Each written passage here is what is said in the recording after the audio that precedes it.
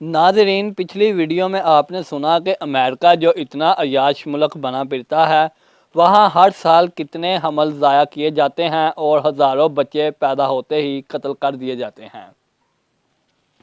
اس video میں ہم آپ کو بتائیں گے کہ امریکہ میں جو زنا خانے ہیں، کیا وہاں کنوارے ہی لڑکیاں لڑکے جاتے ہیں یا شریف صاحب اور خواتین بھی جاتی ہیں۔ ویڈیو میں آگے بڑھنے سے پہلے آپ سے گزارش ہے کہ اگر آپ نیو ہیں تو چینل کو سبسکرائب کر دیں اور ویڈیو اچھی لگنے کی صورت میں لائک اور کمنٹ کریں۔ ناظرین، زنا کی جسمانی اذیتوں کا ذکر کرتے ہوئے انسائکلوپیڈیا برٹانیکا کے حوالے سے مولانا مودودی رحمہ اللہ علیہ لکھتے ہیں، امریکہ کے دواخانوں میں اوسطاً ہر سال آتشی کے 2 لاکھ اور سوزک کے 1,60,000 مریضوں کا علاج کیا جاتا ہے۔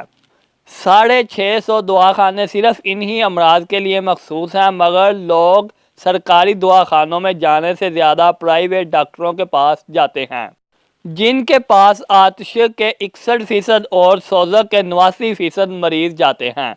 ناظرین، امریکہ میں جن عورتوں نے مستقل پیشہ اختیار کر لیا ہے، ان کی تعداد کم از کم اندازہ 4-5 لاکھ کے درمیان ہے۔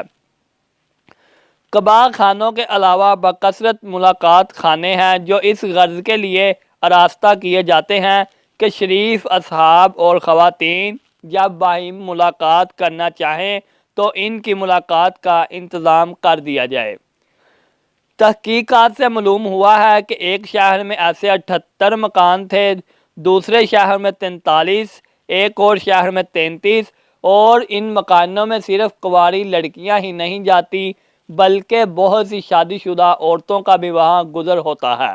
ناظرین، ایک مشہور ریفارمر کا بیان ہے، نیو یارک کی شادی شدہ آبادی کا پورا اتہائی حصہ ایسا ہے جو اخلاقی اور جسمانی حیثیت سے اپنی ازواجی ذمہ داریوں میں وفادار نہیں ہے۔